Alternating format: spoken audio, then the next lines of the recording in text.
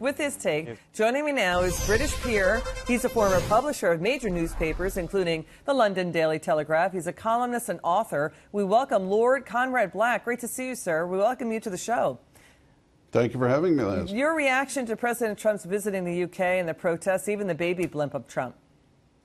Well, the blimp is irritating, but you get that from protesters. I mean, I think the American media should keep in mind that while some of the president's remarks may be deemed to have been a bit provocative, he was quite unfairly denounced by the Speaker of the House some months ago as a misogynist and a racist, and that's nonsense. You can like President Trump as a public personality or not, like him or not as to his policies, and he has his faults, but he's not a racist, and he is not a misogynist, and he should not be described as one, particularly by the holder of such a distinguished office as Speaker of the British House of Commons.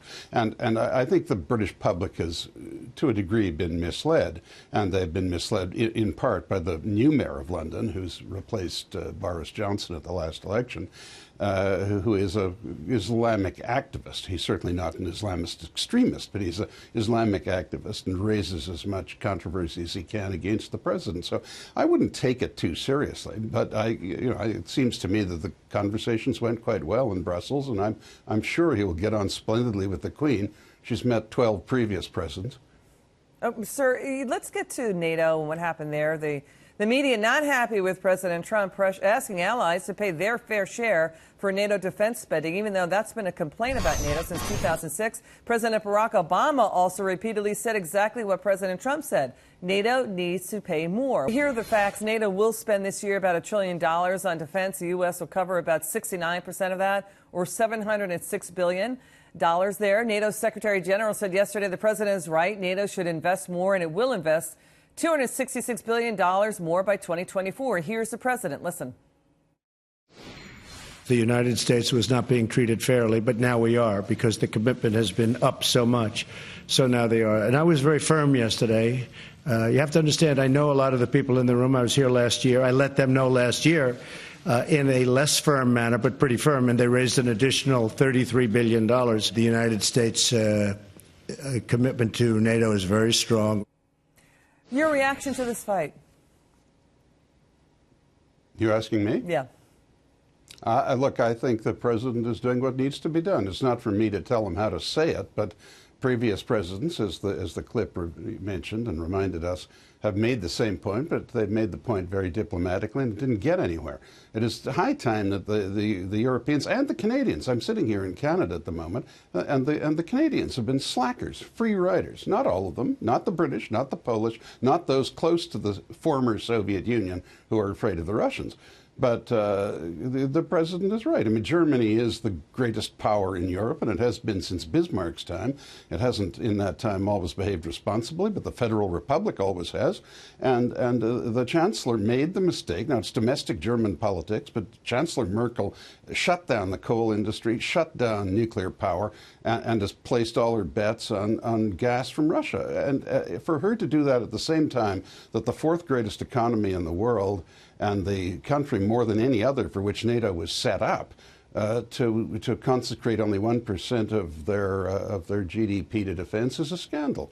And it's been identified as that. The media is not happy with President Trump meeting with Russian President Vladimir Putin. I mean, the president is not going to be charmed by Putin. Look, the real danger with Russia is not that it's such a threat to the United States. It's absolutely not the Soviet Union. They lost more than half their people and they lost half their economy, and it's basically a basket case, but with a formidable nuclear establishment militarily.